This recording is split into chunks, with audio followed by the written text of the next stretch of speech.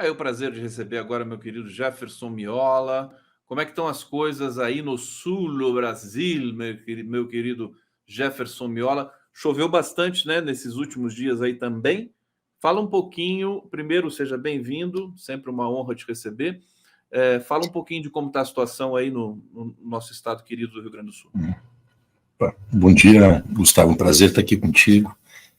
A situação choveu essa madrugada, na verdade, dia de ontem, e superamos aquele momento mais crítico, né, de chuvas intensas, diárias, por dias consecutivos, e agora no rescaldo dos problemas gerados por aquela situação, tem cidades inteiras que foram arrastadas, né, ficaram submersas, e continua um processo, um esforço, né, dos governos federal, o governo federal dando um apoio importante aqui, o governo estadual e os municípios. Mas com exceção da chuva de ontem, né, e essa oscilação térmica, tudo certo. E pesquisadores disseram o seguinte, quer dizer, essa zona turbulenta, né, climática, ela ficou ali na região do Rio Grande do Sul mesmo, e vai acontecer mais vezes, infelizmente, pelas características do aquecimento do Pacífico e do Atlântico também. Do Atlântico. Nós temos dois El Ninhos simultâneos, é uma coisa louca. Isso.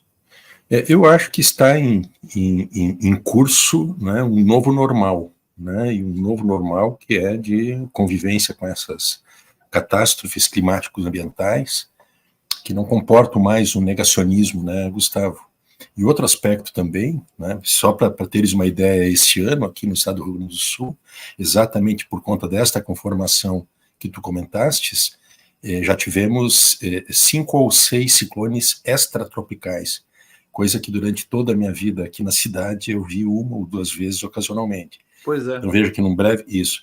E isto, segundo dizem, né, especialistas, cientistas, nos confronta com um cenário, né, já presente, não é futuro, um cenário presente de mudanças relevantes que requer, inclusive, além de, evidentemente, atacar o problema, que é a mudança desse modo de produção destrutivo, né, e antiecológico e antiambiental, mas também incorporar, né, na lógica dos governos esta cultura do enfrentamento às calamidades, seja no sentido de prevenções, mas sobretudo de reconstruções. Eu até acho, tá, eu sei que estou me estendendo, acho, por exemplo, que é de se pensar, inclusive, onde se alocar esses povoados que são atingidos dramaticamente, e são povoados que estão instalados nas margens dos rios que estão transbordando com uma regularidade impressionante, é de se discutir se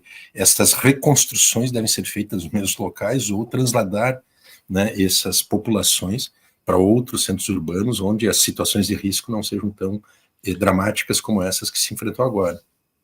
Olha, uma coisa que eu não via também, não tinha conhecimento, não tinha conhecido ainda, a Eletra Silva está dizendo aqui, o frio voltou aqui no Rio Grande do Sul, estou toda entrouxada, até touca.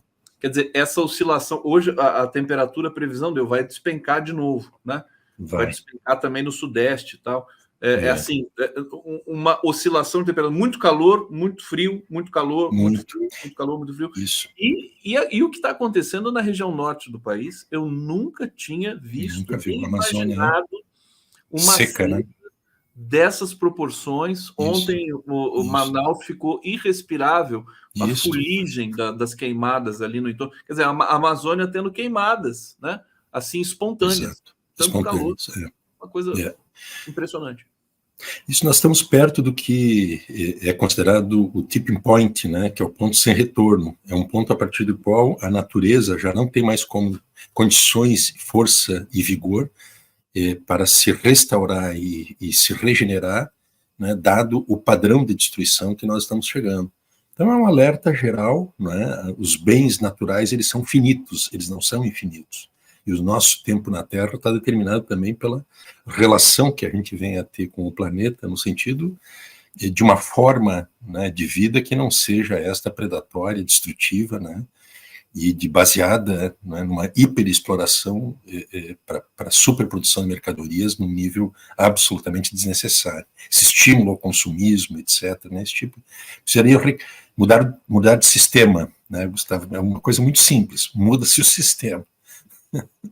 Sistema de produção, né? Sistema de produção. Aliás, é uma questão agora, com essa... Vamos entrar no tema da guerra, Miola, porque eu estou muito curioso para saber como é que você está enquadrando esse fenômeno, esse processo.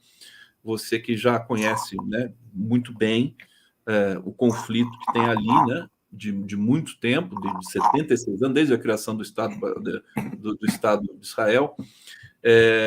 O que você está notando ali o que você poderia apontar para a gente como diferenças, como repetições históricas nesse conflito, o caráter avassalador e brutal do exército israelense com relação à faixa de Gaza, um campo de concentração a céu aberto. As imagens são impressionantes, eu vou colocar na tela aqui enquanto você fala, mas eu queria muito saber como é que você está entendendo tudo isso nesse momento.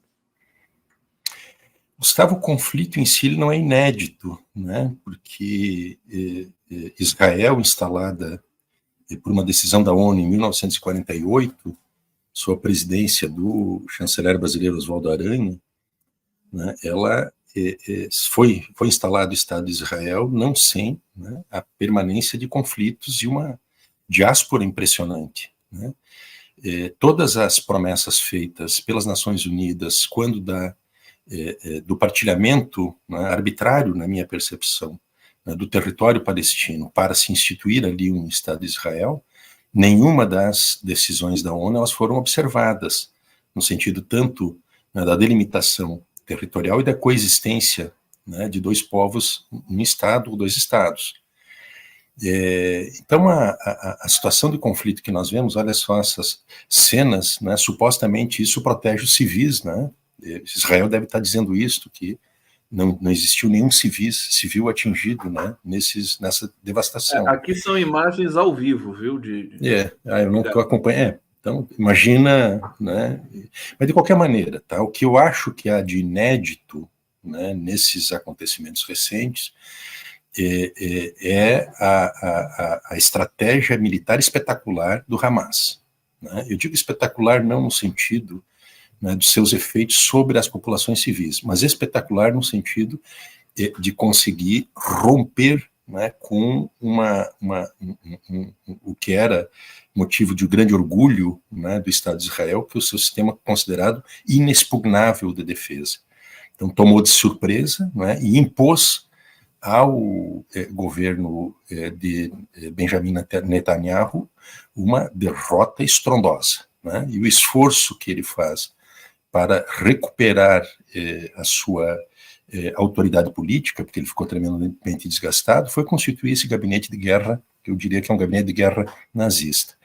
Há uma grande tensão hoje, Gustavo, não sei como é que tu estás vendo isso também, uma grande tensão sobre o governo brasileiro e, de maneira geral, uma disputa de versão na opinião pública mundial sobre a classificação do Hamas como, né, uma organização terrorista.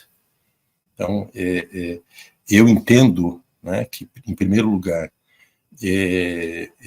essa classificação do Hamas como uma organização terrorista, nos moldes do que essa demonização, né, que os Estados Unidos e seus países satélites costumam fazer em relação aos seus inimigos, sobretudo, né, aos movimentos de linhagem muçulmana, que é um pretexto, né, utilizado para promover, aí sim, um verdadeiro holocausto, né, na Palestina. Então, o pretexto de combater terroristas, ele é, na verdade, usado para um propósito, né, histórico e estratégico do sionismo. Eu não digo que é de todos os israelenses, e tampouco de parte de todos os judeus, mas do sionismo, o seu propósito histórico e estratégico de exterminar, né, com o povo palestino, né? E também me parece que no mínimo, eu diria assim, que não é só paradoxal, mas é um paroxismo da hipocrisia classificar o Hamas como uma organização terrorista e não imputar ao Estado de Israel essa mesma categoria.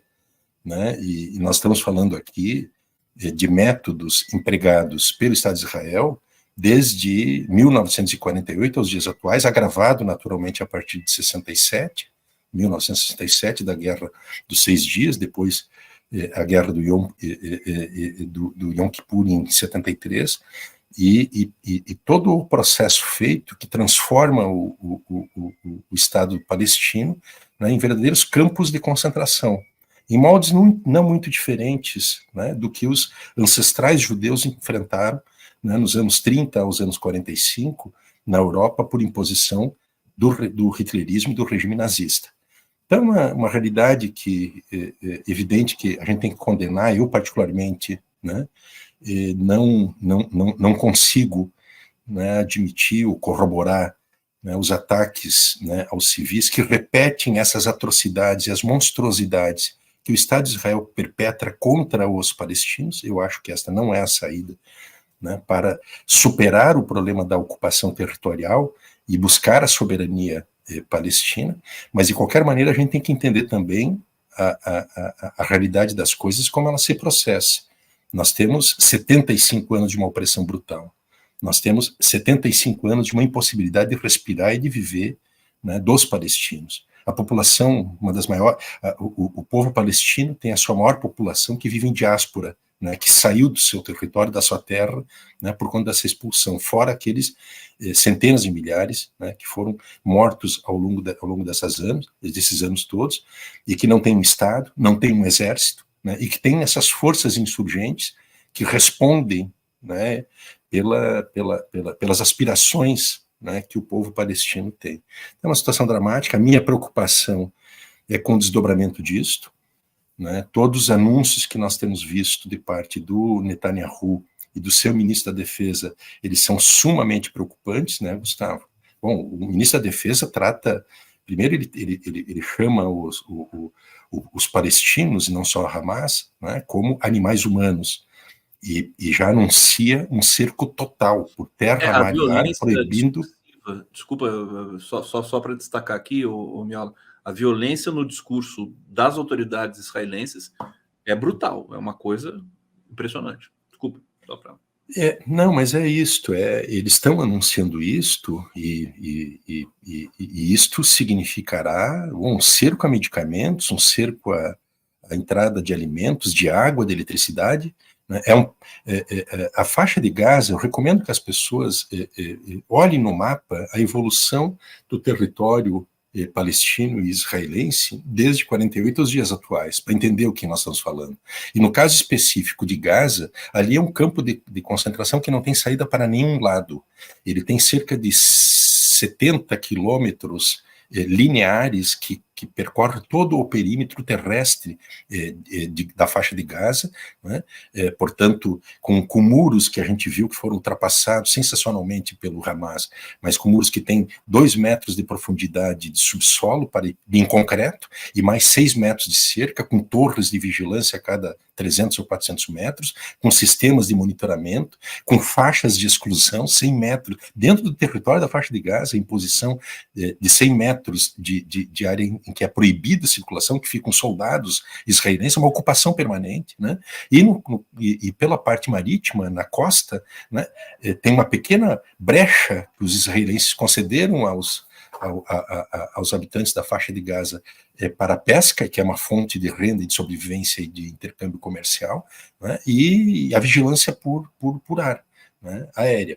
Então, veja que a única equivalência que tem de uma situação dessas é uma situação de ocupação mais longeva que nós temos na nossa história, tá, Gustavo? É a mais longa que nós temos.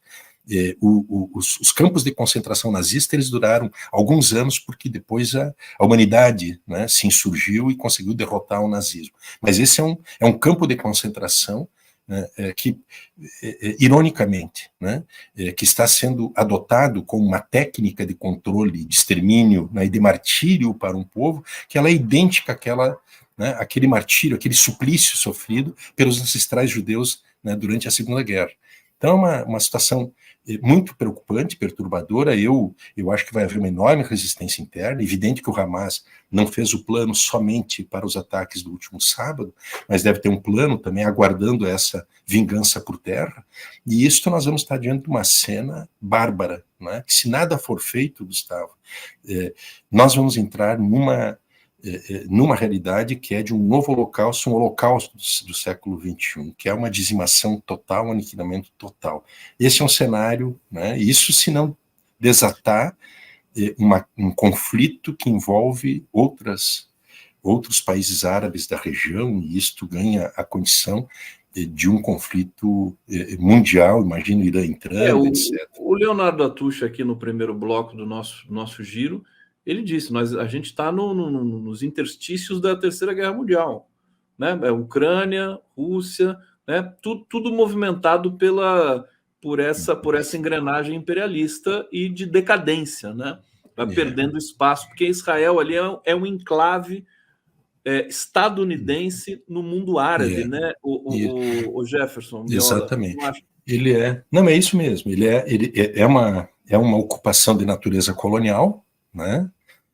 Que foi realizada. Primeiro tinha um protetorado do inglês, e aí, como solução da Segunda Guerra, se faz essa partilha, mas que tem exatamente este significado de ser um enclave dos interesses estadunidenses naquela região, sobretudo a partir do tema do petróleo, da energia, né? E é paradoxal, tá, Gustavo, porque a decisão de se alocar o povo judeu, né, em fuga do nazismo na Europa, naquela região, ela teve como primeiro voto a União Soviética. Imagina só a contradição desse assunto. E na realidade, né, originalmente, não era ali o lugar em que os judeus pleiteavam, né, como sendo a sua terra prometida. Chegaram a cogitar, inclusive na África, em outros países africanos, até mesmo na Argentina, né, no sul da Argentina, Patagônia, mas calhou que foi esta a decisão de instalar ali, e que é um enclave do interesse dos Estados Unidos. Veja que hoje o secretário de Estado está em Israel, em Tel Aviv, prestando a solidariedade ao governo de guerra, o gabinete de guerra de Israel. Então veja que a principal potência, né, a mais interessada, que é a que mais financia, que mais instrumentaliza, que mais arma, né, o Estado de Israel, ela não tem genuinamente nenhuma condição de fazer parte de uma mesa de negociação, ela é parte do conflito. Né? Então, os Estados Unidos não poderiam, né, estar fazendo parte da mediação sobre esse conflito, porque eles são promotores, estimuladores, né, e apoiadores dessa estratégia genocida que Israel vai colocar em prática, se confirmado o planejamento e o que está anunciado, essa vingança, né, mortal e total, ela vai colocar em prática esse processo, né, e com a anuência dos Estados Unidos, a cooperação e a cumplicidade dos Estados Unidos. Vamos avançar aqui um pouco mais nesse debate sobre a guerra, sobre o conflito. Fernando Bai está falando aqui, inclusive, está falando do clima ainda, né? 5 ou 6 ciclones extratropicais é um evento comum na província de São Pedro. Esse alarmismo leva ao negacionismo e o negacionismo leva ao fascismo. O Fernando Bai, ele não gosta da tese do aquecimento e da mudança. Ele está dizendo aqui, província de São Pedro é o Rio Grande do Sul? Rio Grande do Sul, é o Rio Grande do Sul. Chamada província de São Pedro, né? Província de São Pedro. O Fernando Bai, quer dizer, eu acho que a realidade não está corroborando com o que você está dizendo. Você está dizendo que aquilo é super normal e tudo mais. O Miola, que mora ali há tanto tempo, está dizendo que não é, Miola? Você quer dar uma resposta? Não. Eu acho que talvez seja um problema estamos vivendo em planetas diferentes. Planetas diferentes. Tudo bem, está aqui, democraticamente, lido aqui a mensagem do Fernando. Engenheiro Maestre está aqui se tornando membro. Eliette Eli, mandado de prisão do TPI para o Bibi ou só para o Putin? Quer dizer, o Netanyahu,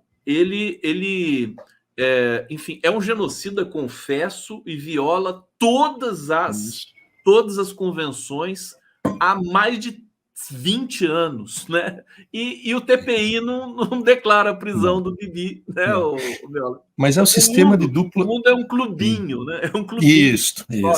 Os amigos do império, os amigos do donos do poder e os inimigos. Então veja essa dupla moral, né?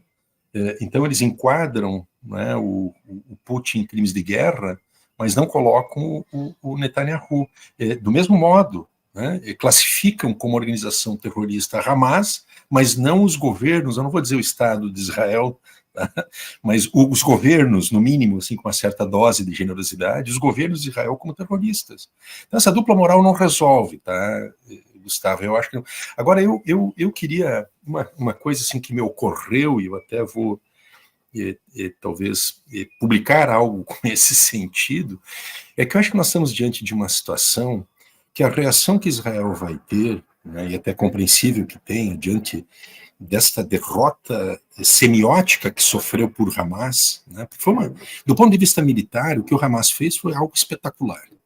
Né, os detalhes que a gente está tomando conhecimento, a forma como se armou, a forma como planejou, todo o período que conseguiu, com enorme coesão da sociedade, né, que vive na faixa de Gaza, né, sobre o segredo que estava sendo montado, né, a organização que envolveu cerca de 40 mil, né, ativistas que estavam armados na operação, mas a forma como se deu, depois os combates diretamente, né, e a violação das barreiras impostas por Israel, que barreiras bilionárias, né, e com tecnologias hiper avançadas, isto vai desencadear, né, uma reação inédita também, eu entendo assim, inédita de Israel, porque há, por um lado, a perda de autoridade do governo, que vai buscar salvar a sua deslegitimação com essa derrota, por meio de uma agressão muito mais violenta, né?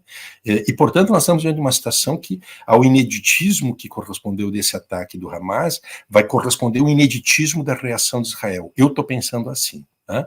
E, diante disto, Gustavo, eu acho que as Nações Unidas, né, a ONU, que foi o órgão que tem a responsabilidade central por esta decisão de instalar, né, Israel naquela região e de não cumprir a obediência de Israel às sucessivas resoluções das Nações Unidas que determinavam as condições daquela coexistência, né, as Nações Unidas têm uma obrigação central nesse período. Eu acho que não é mais o momento, né, das Nações Unidas ficarem fazendo conclamações, votarem novas resoluções, né, ou decidirem essas sanções inúteis. Eu acho que tem que ter decisões de outra qualidade, muito mais eficazes e inovadoras.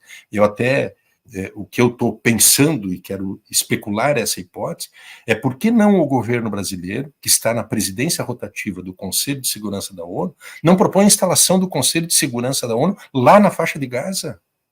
Por que não? E estabelece ali as mesas de discussão do Conselho de Segurança da ONU sobre as medidas que serão necessárias para evitar esse holocausto do século XXI. É isso que tem que fazer. Então, por que o governo brasileiro não propõe isso? Eu sei que é algo, né, muito complexo e eventualmente tem um sentido propagandístico, e tem mesmo, porque é a defesa da humanidade contra um anúncio de um holocausto, uma barbárie que está sinalizada e anunciada claramente. Bom, nós não podemos ficar como espectadores, né, formais que ficamos dizendo regras a partir de Nova York, obedeça isso, veja aquilo, uma sanção aqui. Não, eu acho que tem que mudar a qualidade desse tipo de atuação das Nações Unidas, que são responsáveis, em última instância, pela geração deste conflito em Israel. Então, desculpa, Gustavo, uma hipótese que eu avento é esta, e outra que as Nações Unidas não podem ficar só nessas proclamações formais. Desculpa, Miola, repete de novo, porque é muito importante o que você está propondo aí com relação à responsabilidade do Brasil nesse processo. O que seria? Seria instalar Não, o Brasil está... O Brasil está exercendo rotativamente, o mês de outubro, a presidência do Conselho de Segurança da ONU. Não é isso? E ele que, inclusive, está presidindo as reuniões, as sessões todas. Bom, uma hipótese que eu estou aventando... Eu estou muito preocupado, tá, Gustavo, que as medidas convencionais que vêm sendo adotadas, elas não vão responder a uma escalada da violência que Israel vai perpetrar contra Gaza. E, diante disto, há que se ter outras medidas de parte das Nações Unidas. E uma delas que eu acho é instalar o Conselho de Segurança da ONU dentro do território da faixa de Gaza e fazer as sessões do Conselho da ONU lá dentro, para impedir que essa agressão se consuma, se concretize, se materialize. Vai precisar de muita coragem para fazer isso. Agora, eu acho o seguinte, enfim, E precisa de coragem, né? A rigor, em qualquer movimentação ali. Eu acho que o fato de o Brasil presidir o Conselho de Segurança da ONU exatamente no mês em que eclode esse conflito, acho que não é à toa, né? Assim, alguém, né? Alguma entidade abstrata está dizendo assim: vamos lá, vocês podem fazer a diferença. Eu também acho isso, viu, Miola? Acho que o Brasil tem um papel preponderante, tem que usar esse papel, chamar para si essa responsabilidade que o mundo todo ignora. E o Brasil está com respaldo e legitimidade para fazer isso, né? Isso. É uma oportunidade que tem, institucionalmente, estar com esta posição na presidência, ser presidente do Conselho de Segurança da ONU, presidente rotativo, evidentemente não é garantia de nada, mas é pelo menos uma oportunidade que algo se mova em sentido distinto daquele que tradicionalmente se move. Diante de uma realidade nova e de uma perspectiva que se tem de uma mudança de qualidade brutal, né, e bárbara do que pode acontecer naquele território, nós não podemos continuar tratando como um encontro de senhores, né, e senhoras, né, numa mesa redonda, né, prescrevendo, né, discursos, né, votando resoluções, né, fazendo conclamações, etc. Não, acho que tem que ter medida concreta, Gustavo. Nós estamos diante do holocausto do século XXI. Sim. Ele está anunciado, ele pode se consumar. É uma questão de tempo. Se nada for feito, nós vamos ter uma realidade... A gente vai ser cúmplice, né? A humanidade vai ser cúmplice disso. Eu acho Exatamente. Que é simples assim. E eu quero destacar também o seguinte: a gente tá vendo, eu estou vendo pelas ações, pelas falas, pelas mensagens, né, do presidente Lula, que ainda está se recuperando da cirurgia, mas eu senti que ele ficou profundamente abalado com isso. A mensagem que ele mandou para que crianças não sejam reféns, acho que evidencia, expressa esse abalo, digamos assim, que o presidente Lula faz, porque ele é um humanista, né? Ele luta contra as desigualdades, luta contra a violência toda a vida inteira, e olhando isso, quer dizer, isso choca a gente. Imagina o presidente Lula como é que deve estar sentindo nesse momento. Então, eu acho que nós podemos até, digamos, ser otimistas e pensar que o Brasil vai, porque, por exemplo, a postura do presidente Lula em ordenar a Força Aérea a buscar os brasileiros que estão em Israel, assim, foi de uma contundência, né? Eu vi a coletiva do Múcio Monteiro, né, o ministro da Defesa. O Lula falou assim: eu quero toda atenção, que tratem os brasileiros com todo cuidado, não quero que fique um brasileiro naquela região, né? Olha o cuidado do presidente Lula. Miola, tem uma pergunta aqui, tem uma provocação para você, vou trazer. Primeiro, Robson Bob Sobreira: Hamas é só 2% do povo palestino, Israel quer limpeza. Andrei Silva: vi uma entrevista do Rock, onde ele questionava por que o Egito não abria antes as fronteiras com Gaza, já que ele considera uma prisão. Como responder? Eu não sei o que é Rock, mas está aqui, está lido. Bom falar do Egito, vou pedir para o Miola falar do Egito.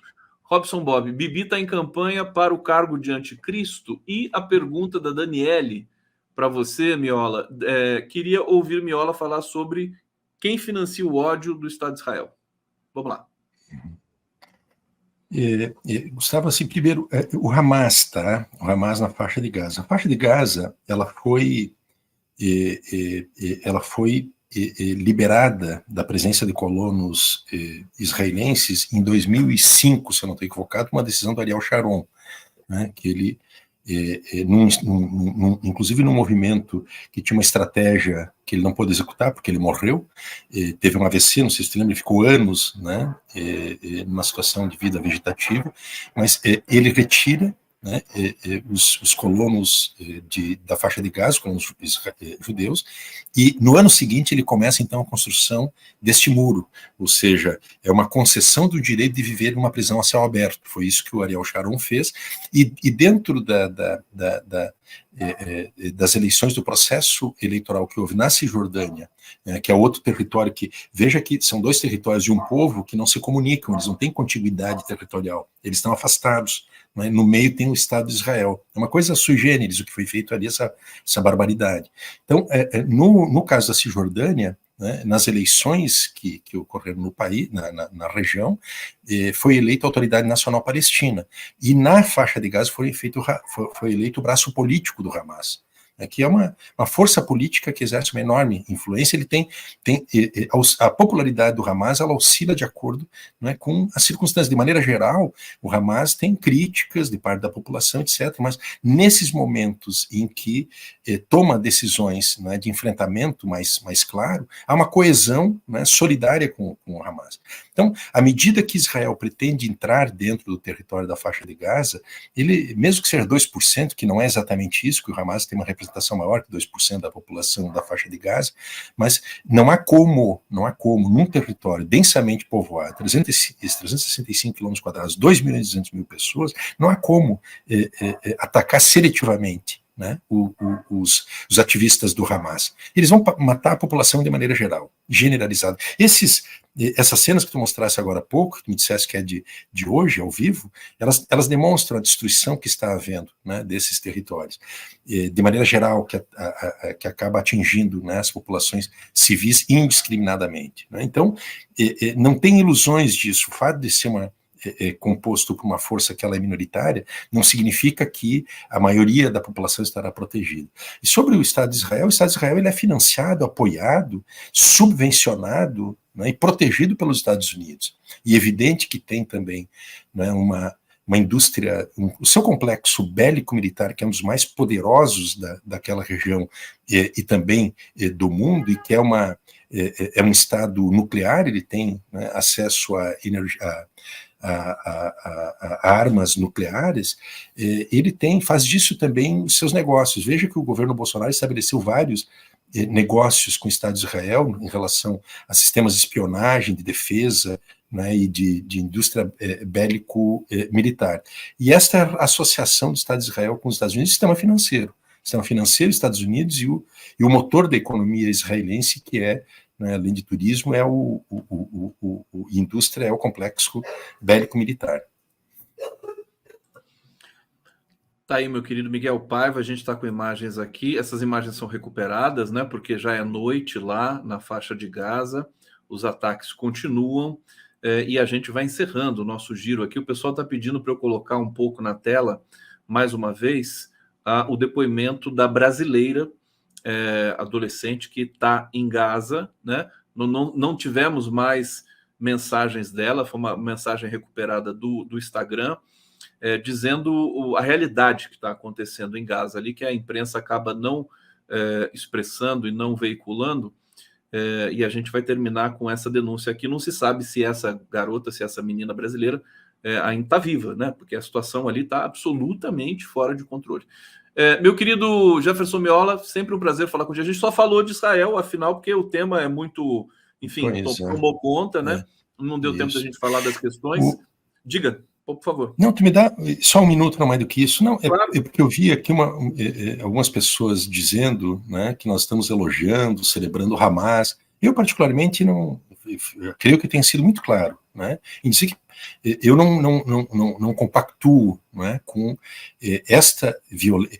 A ação foi espetacular, ela foi de uma inteligência estratégica extraordinária, né, impôs uma derrota a esse poderio militar israelense, isso é verdade.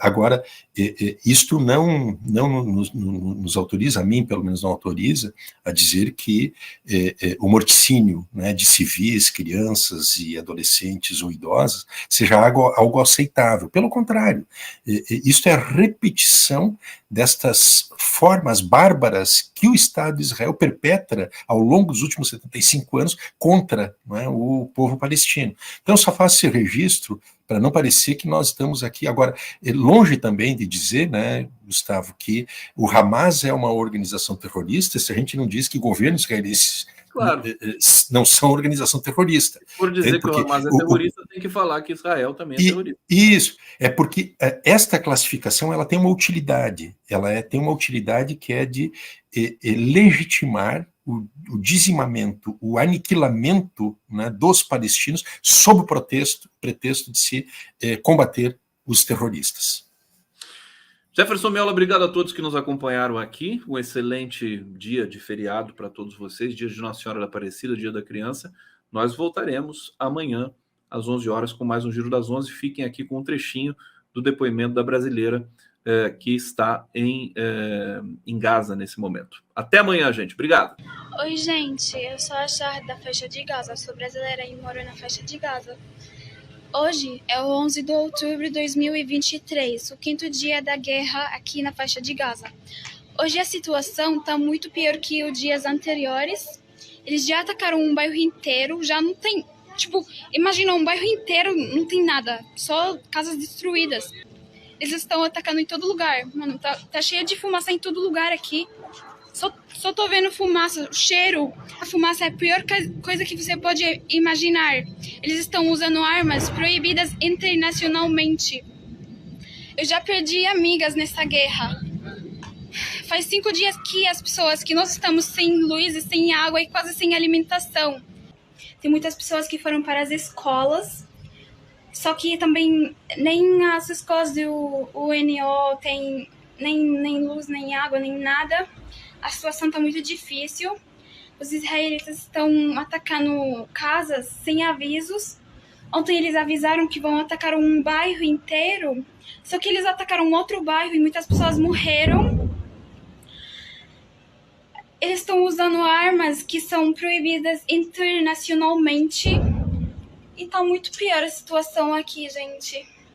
4 dias atrás a gente tinha que sair de casa porque onde eu morava é cheio de ataques. De verdade. Somos mais de 20 pessoas num quarto só. E só estamos tentando sobreviver. Onde eu tô agora, qualquer lado que eu olho tem ataques. Na minha frente, atrás de mim, onde eu olho, só tem ataques. Ó.